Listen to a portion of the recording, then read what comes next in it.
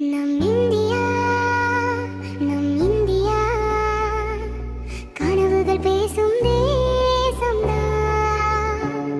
நம் இந்தியா நம் இந்தியா நாளை எழுதும் சரித்திரம் நம் கையில்.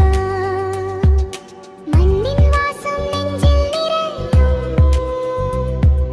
வரலாறு சொல்வது நம் பயணம். வேற்றுமையில் ஒற்றுமை